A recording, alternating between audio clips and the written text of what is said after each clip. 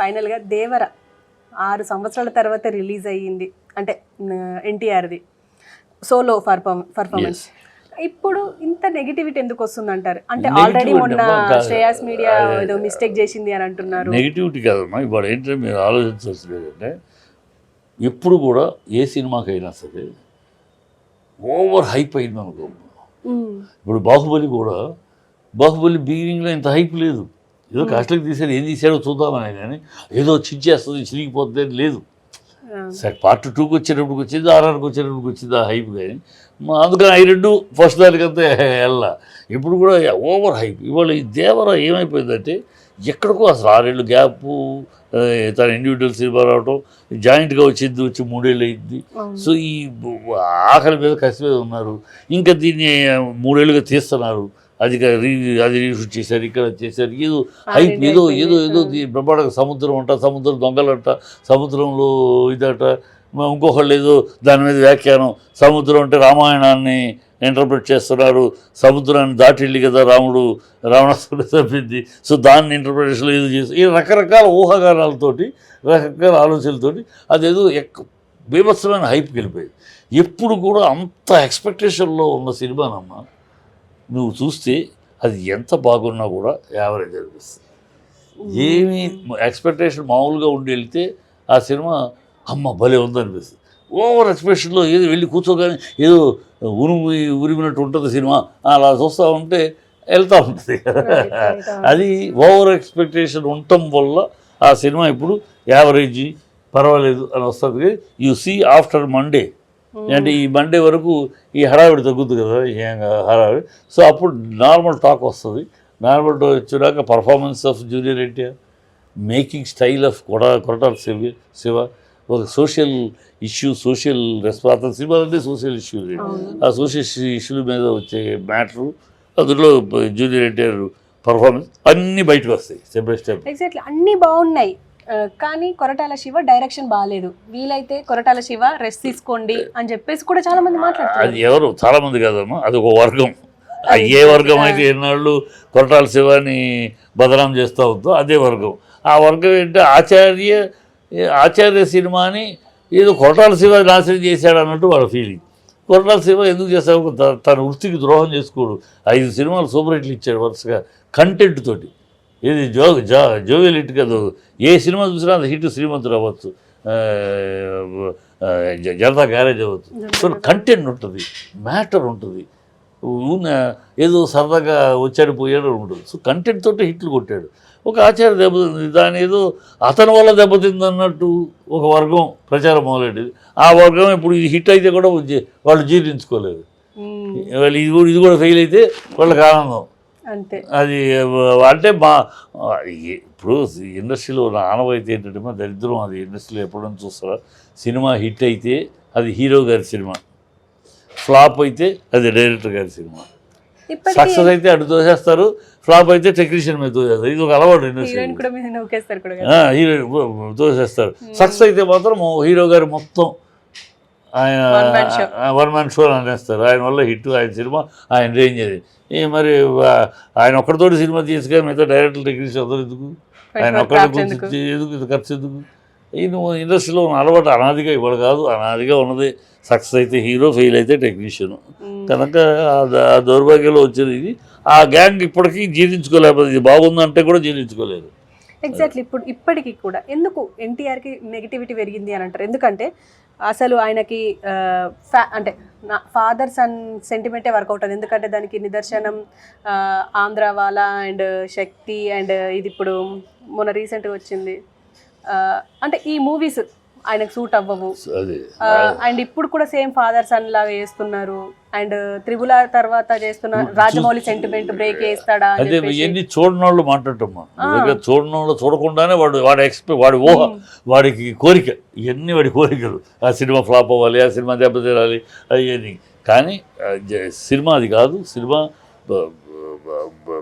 చెత్త సినిమా అనే ప్రశ్నే లేదు, ఆచార్యతో పోల్చడానికి అవకాశమే లేదు.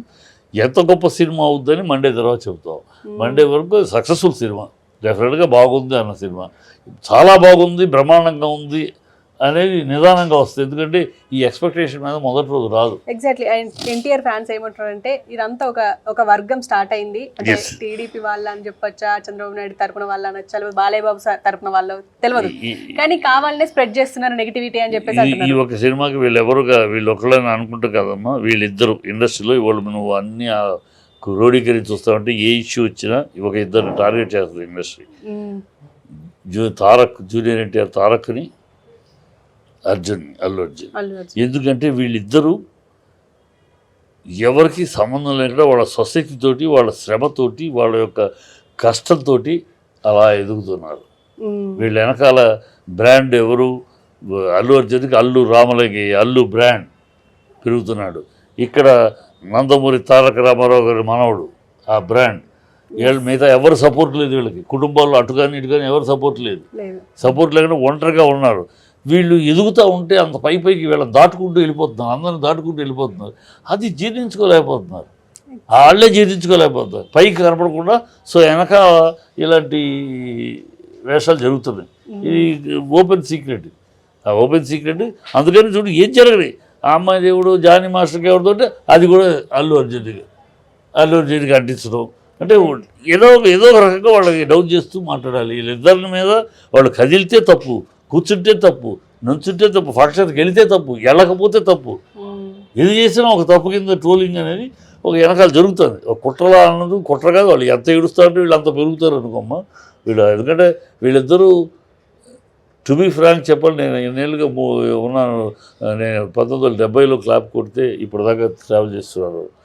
నా అనుభవంలో చూసిన వాళ్ళలో ఒకనాడు ఈ ఇండస్ట్రీకి 2 కళ్ళు అనేది ఒకనాడు రామారావు నాగేశ్వరరావు అయితే, తర్వాత కృష్ణ సోమబాబు అయితే, తర్వాత బాలకృష్ణ చిరంజీవి అయితే, తర్వాత పవన్ కళ్యాణ్ మహేష్ బాబు అయితే, తర్వాత రాబోయే కాలంలో మళ్ళీ అలాంటి 2 కళ్ళు ఇండస్ట్రీకి అనేది అల్లు అర్జున్, ఎన్టీఆర్, జూనియర్ ఎన్టీఆర్ అండ్ అల్లు అర్జున్ 2 కళ్ళు.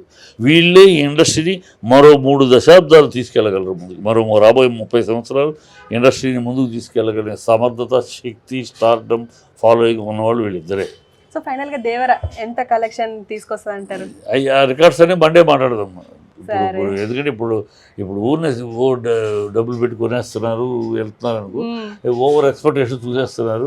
వాళ్ళ ఎక్స్పెక్టేషన్ని ఇప్పుడు ఎంత ఎక్స్పెక్టేషన్ ఎక్కువ అవుతుంది. నేను మొదటి నీకు కూడా పోయించారు ఇప్పుడు చెప్పినట్టున్నాను. ఎక్స్పెక్టేషన్ తగ్గించడానికే వాళ్ళు తాపత్రయపడుతున్నారు.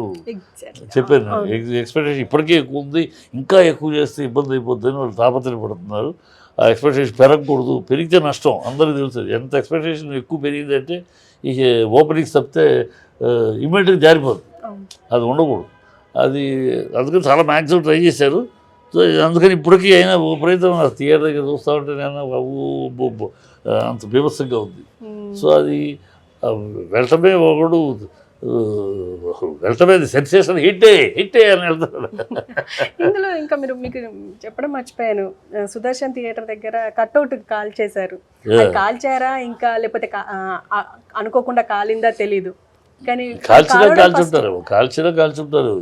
మొన్న ఫంక్షన్ ఎందుకు క్యాన్సిల్ అయింది? పోలీసు దగ్గరికి వచ్చే ఇన్ఫర్మేషన్లో కూడా అల్లరి మూకలు చేరిపోయారు. పాసులు లేకపోయినా వచ్చిన వాళ్ళతోటి ఫ్యాన్స్ అనే రూపంలో అల్లరి మూకలు కూడా వచ్చేసారు. సో కనుక అల్లరి జరిగే అవకాశం ఉంది, అల్లకల్లో చేసే అవకాశం ఉంది. మేము ఎంతమంది జనాభాకి పోలీసులు ఉన్న సెక్యూరిటీ సరిపోదు, మేము సెక్యూరిటీ ఇవ్వలేము. మీరు ప్రోగ్రామ్ క్యాన్సిల్ చేయకపోతే మా వల్ల కాదు. ఇంకా ఎన్టీఆర్ గారు ఆయన వచ్చేటప్పటికి ఇలా వస్తూనే ఉన్నారు, వేలు వస్తున్నారు. చోటేమో 30,000 మందికి ఉంటే 1,00,000 మంది వస్తే ఎక్కడ ఏం చేయాలి? మా వాళ్ళకి పోలీస్ కంట్రోల్ కాదు, మేము చేయలేమని చేతులు ఎత్తేసారు.